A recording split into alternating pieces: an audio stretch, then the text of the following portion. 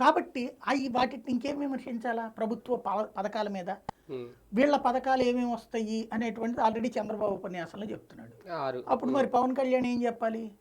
ఉమ్, పవన్ కళ్యాణ్ ముందు పెట్టిందే చంద్రబాబు. ఎందుకంటే పథకాల గురించి ఏదో చేస్తానని చెప్పి కనుక చంద్రబాబు చెప్తే నవ్వుతుంటారు. ఉమ్, ఎందుకని ఇప్పుడు ఆ సూపర్ 6 అని చెప్తుంటే ఉమ్, నమ్మేటువంటి వాళ్ళు పర్సంటేజ్ ఎంతనే చూడాలి. అవును అంతే. ఎవడొచ్చినా మాకు పథకాలు ఎవడో ఎత్తలేడులే అంతకంటే ఎక్కువ ఇస్తాడు సచ్చినట్టు అనుకుంటే ఓకే ఉమ్, వీళ్ళకి. ఉమ్, అది ఎప్పుడు రావాలి?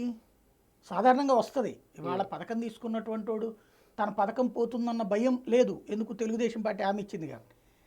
అది చంద్రబాబు ఇస్తాడా లేడా అన్నటువంటి అపనమ్మకం అయితే ఉంది. ఉమ్, ఆ అపనమ్మకం పెరగాలి అంటే ఈ ప్రభుత్వం పడిపోతుందన్నటువంటి ఒక మాస్ టాక్ రావాలి.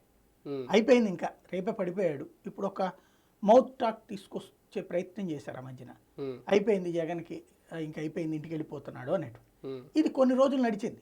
అది తెలుగుదేశం అడ్వాంటేజ్ తీసుకోగలిగింది, సోషల్ మీడియా కానీ మౌత్ పబ్లిసిటీ కానీ ద్వారా. కానీ ఎక్కువ రోజులు అది సస్టైన్ కాదు. ఉమ్, మళ్ళీ వీళ్ళు సిద్ధం సభలు పెట్టేటప్పటికి ఇవన్నీ ఏంటంటే ఒక రకంగా చెప్పాలంటే గాల్లో మేడల్ లాంటివి. ఉమ్. ప్రత్యక్షంగా గ్రౌండ్ లెవెల్లో ఎట్లుంటుంది